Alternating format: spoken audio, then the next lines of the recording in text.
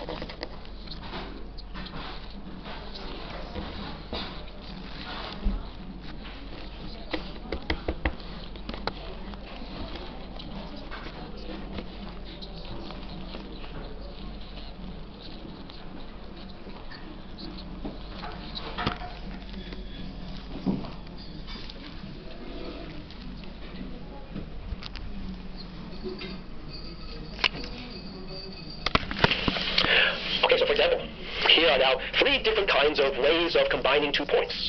Okay, so here's the point A and the point B, and here is the side AB. And here's how we're going to denote that side, how we're going to geometrically represent it on our page. What it is officially is exactly a set with 2 points. So it's really just a set consisting of that point and that point. But because we want to see that side, we want to be able to recognize it on the page, we're going to join the 2 points with a segment. All right, so that's physically what a side looks like. Here is another thing that we can create from 2 objects. It's one that's already familiar to us. It's a vector, the vector CD. It also involves the point C and point D, so there's also 2 points involved. But now it's represented by the CD with an arrow on top.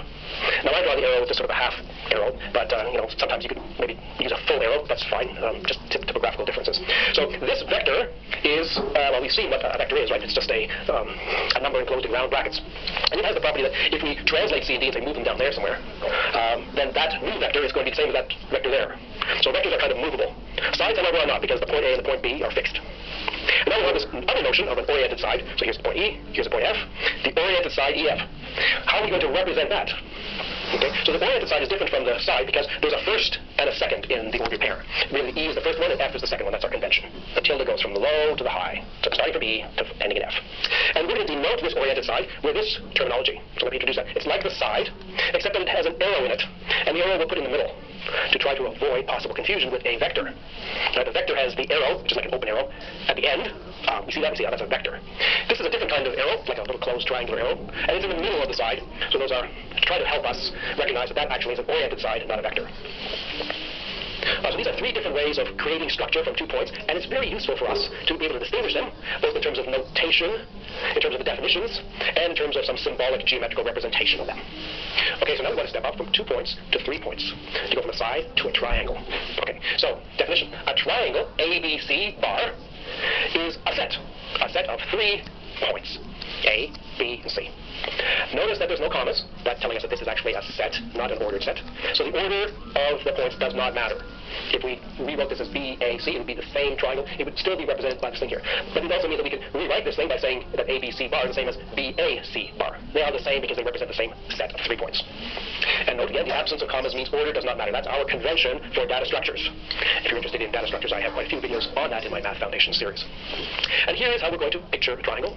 There's A, there's B, there's C. These are points in the plane, affine points. And we're going to represent the triangle just by drawing segments between the 3 points. And that's the triangle ABC bar. Note that a triangle is not an infinite set of points, because for us that's impossible to specify. Okay? So we're not referring to all the points inside here, not some kind of list of trillions of points. It's just 3 points. You write down that point, you write down that point, you write down that point in a set. That is what a triangle is for us. It's a definition. We may visualize it like this, like a regular triangle, but that's just how we like to visualize things. That's not really the essential aspect of it. The essential aspect is that it's a data structure involving 3 affine points. And let's note that the triangle, ABC bar, there it is, has 3 sides. Namely, AB bar, AC bar, and BC bar. What are these sides? These are just the subsets of this one that contain 2 points. So there's a natural connection between the triangle and its 3 sides, just as there's a natural connection between a set of 3 objects and the 3 subsets of 2 objects that you find inside it. Now, just as we had sides and oriented sides, we're going to have triangles and oriented triangles. What is an oriented triangle? An oriented triangle is denoted by this ABC with a tilde on top. The tilde means oriented. And what is it? It's an ordered set of points. So here's a set, A, B, C, but it has commas. That means that it's ordered. But it's actually ordered in a very particular way. So we're going to say that it's actually cyclically ordered. What does that mean? Well, that means that it's an ordered set like this, but we're going to agree that we can change the order in a particular kind of way, and the object is not going to change.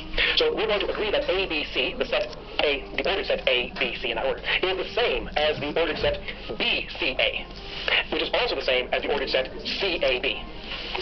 Right. So, yes, the order matters, but we're also allowing 3 different orders to be completely equivalent, or actually equal. That's what an oriented triangle is. It's a little bit subtle. Here's our notation for an oriented triangle. Again, we have 3 points, A, B, and C. We draw the segments joining them. But to represent the fact that this is an oriented triangle, we're going to draw a little circle inside, and that circle is going to have one of our little closed arrows giving a direction, either a counterclockwise direction or a clockwise direction. In this case, it's a counterclockwise direction, telling us that the orientation is A, B, and then C. Or B, C, and then A. Or C, A, and B. All of those 3 orderings are the same. They all represent the oriented triangle ABC. Those are not all the orientations, of course. Right? There's also three other orientations. There's the orientation ACB. That would be a different oriented triangle. That would be what we get when we take that circle and we replace the direction of the arrow. So go this way, be going this way. And we instead of writing ABC, we would then write ACB with a tilde on top. So that would be a different oriented triangle. Okay, so let's also observe that this particular oriented triangle, the triangle ABC, has three oriented sides. It has the oriented side AB, the oriented side BC, and the oriented side CA. So now we know what an oriented triangle is, and that's the key ingredient to be able to define our notion of area. In fact, our notion of signed area. Okay, and so now, very, very important, the really crucial area formula. This is the true area formula upon which the algebraic calculus is built. Okay, so one cannot overestimate the importance of this formula. Okay, so it's, in this case, a very special case. So we're going to generalize this quite significantly, but this is the core. This is the heart of the matter. This single formula here really captures this crucial definition of area. Okay, so what is it? Well, the ingredient, first of all, is an oriented triangle of a rather particular kind. We're looking at the oriented triangle OAB, and you can see the orientation there represented by this circle oriented in this direction, meaning that the order is O, A, and B. Or if you prefer, A, B, and O. Or if you prefer, B, O, and A. But not O, B, A. No, that's not one of the orders. Okay. So the point A is, we'll say, the affine point A, comma B. The point B is the affine point C, comma D. O is the origin, so that's the affine point 0, comma 0. Okay, drum roll. The signed area of the oriented triangle OAB is, and here's the definition, S of OAB oriented, or tilde, is by definition 1/2 of AD minus BC. What are we defining? So we're defining what we mean by the signed area of this particular oriented triangle. It's a rather special oriented triangle because one of the points is the origin. And otherwise we have AB here, and we have CD here, and those of you who have taken linear algebra will recognize this kind of thing. AD minus BC, this is a determinant, a 2x2 determinant. It's a determinant of the matrix with entries A, B, C, D. And we're taking a half. And notice a few things. Notice that we're calling this S, and not, say, A. I was tempted to call it A, little a, but that's a bit problematic because there's going to be an A in the formula. I actually like using A, B, and C, D as my two basis kind of vectors. And so I like AD minus BC. That's so familiar, everyone recognizes immediately what that is. So I prefer not to have an A here for that reason. But also, I think the S is very useful because it alerts us to the fact that this is a signed area. Okay, the signed aspect of this thing is crucially important. Crucially important that it's not with absolute values. You may have seen this in linear algebra, where you take this quantity, then you take absolute values, and you call that the area. No. Okay, we do not want to use absolute values. It's crucial that this thing can be positive, it can be negative. Of course, it can also be 0. All right, we're going to see the implications here, many, many implications. We're going to build up all kinds of interesting things upon this fundamental formula. And one of the important exercises in this lecture will be to convince yourself that this is not really an ad hoc formula, but actually reflects in a reasonable way in the Euclidean situation what we would ordinarily call the area of this triangle. So this is not a new kind of area. This is really corresponding with our familiar notion of area, if you say, use the rectangle area formula in the context of Euclidean geometry. So this agrees to more or less, except for the sign, with the sort of rectangle area formula kind of story, but it's more general. And it's, we'll see, more flexible, and we're going to higher dimensions and many other applications. This will be much better suited for building up a theory of integral calculus, as we will see. Okay, so there's much to learn. I'm Nolan Wahlberger. Thanks for listening.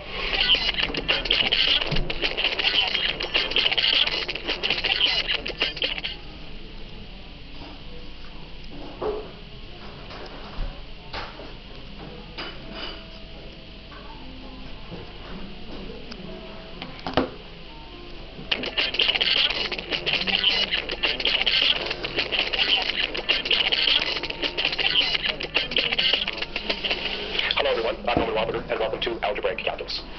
In this lecture, we're going to be looking in greater depth to the idea of signed area. First of all, of triangles, and then of more general quadrilaterals and n-gons. Along the way, we're going to introduce an important notion from linear algebra, somewhat modified, called the cross product. That'll be a little bit novel, actually. And we're also going to touch base with a classical formula from the 18th century, going back to Meister. Okay, so the starting point is the definition which we introduced at the end of the last lecture, where we defined the area, actually the signed area, of an oriented triangle, of a rather particular kind. A triangle of the form OAB, where O is the origin. And so here, the point A is, say, the point AB, and the point B is CD. So there's our oriented triangle OAB. And we defined the signed area of this oriented triangle by the following crucial formula. Right? The S of OAB is 1/2 of AD minus BC. AD minus BC. And we denoted that signed area by little s. which naturally kind of goes with the idea of signed area. And it's actually also in line with the German S, which originally motivated Leibniz's introduction of the integral symbol.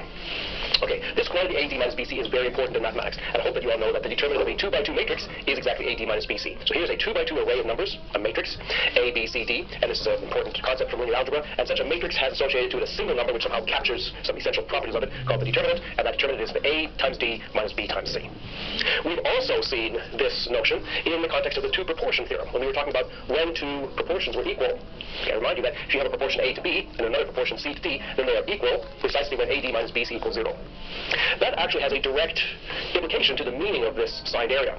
It's telling us that if we think about the vectors emanating from the origin to the points A and B, so this will be the vector AB, and this will be the vector CD, then those vectors are parallel in the same direction. Then they're a multiple of each other. And that's exactly the same kind of relation as the one here, giving equality of two proportions. And so this signed area is capturing, in some sense, the non-parallelism of these two vectors. If the vectors are parallel, then AD minus BC is going to be 0, and that signed area is going to be 0. So it's another connection with linear algebra. So it's a very important notion, but currently we only have defined the area in terms of this oriented triangle of a rather particular kind where one of the points is the origin. Now, it's going to be a sort of theme for us that the notion of area is something that we have to build up level by level, step by step. So we're not allowed to assume that we just have a intuitive notion of area. We're obliged to define area, and we're going to do that in a step-by-step fashion. Okay, that's a rather important understanding and appreciation to have, that we're building up the notion of signed area here. So now I want to introduce a notion into planar affine geometry, which is going to really help us in understanding the idea of signed area. And it's coming from three-dimensional linear algebra. It's called the cross product. But this is not the cross product that you may be familiar with if you've taken linear algebra or engineering courses. It's not the product of a vector in space with another vector in space, giving you another vector in space perpendicular to the two of them. Okay, that's also called the cross product. The cross product here is more limited and only concerns vectors that are in the plane. Okay, so here's the definition. If U is the vector AB and V is the vector CD, so these are planar vectors with two components, then their cross product, U cross V, is by definition AD minus BC. AD minus BC. So here, the cross product of two vectors in the plane is a number. Okay, that's an important distinction with more standard terminology. But it'll be really useful for us to have this notion under our belt, as we will see. Okay, so this cross product is relatively simple, but it has some crucial properties that are going to be very important. And first of all, it is basically a linear kind of situation. The cross product is linear. Now, what does that mean? Well, here's precisely what we mean by that. If we take the cross product of U with the sum V plus W, I remind you that vectors can be added. So U cross V plus W is the cross product U cross V plus the cross product U cross W. So I'm not going to put brackets here. I possibly could put brackets here and here to clarify that this is a number and this is a number, and here we're adding two numbers. Okay, but the convention is that this cross product takes precedence over this addition. All right, so this means take the cross product of U and V, take the cross product of U and W, and add them. And similarly, if we interchange the order, U plus V, say, cross W, then there's a distributive property in this direction as well. So this is the same as U cross W plus V cross W. And the other linear aspect is what happens when you multiply one of these vectors by a scalar. In other words, a number, lambda, which for us typically always means rational number. So lambda is a rational number. Then if you take the vector U and you multiply it by lambda, and then take the cross product of that with, say, V, you end up getting the same thing as lambda times the cross product of U and V. And it's also the same as U cross lambda times V. So this scalar can be put in front of the U, or in front of the V, or in front of the entire cross product. They're all three equal to each other. So these three properties, we refer to them as the linear properties of the cross product. And it's a good exercise for you to check that these are actually true. Another very important property of the cross product is that it's skew symmetric. And this tells us what happens when we interchange the order of the two vectors. So U cross V and V cross U, how are they related? The answer is by a minus sign. U cross V is minus V cross U. So we interchange the order, we introduce a minus sign into the cross product. That has a consequence which is worth noting, that if U and V are the same, say U cross U, then we have to get 0 as the cross product. Because whatever number that would be, it would have to be equal to negative of itself, and there's only one number that's equal to negative of itself, and that's 0. So the cross product between two planar vectors is a number, it has a bunch of linear properties, and it's crucially skew symmetric. It'll be a useful tool for us to work with and introduce and calculate signed areas of all kinds of things. Now, it's pretty clear that there's a strong connection between cross products and signed areas. So let's just clarify that. Here's our triangle again that we've been considering, triangle OAB, and it's oriented, denoted by that little circle there with the arrow, meaning that we should go in this direction. Okay, we've said that the signed area of OAB is equal to 1/2 AD minus BC. And now we can just observe that that's actually just 1/2 of a cross product. Because this vector here, the vector OA, let's call it U, is just AB.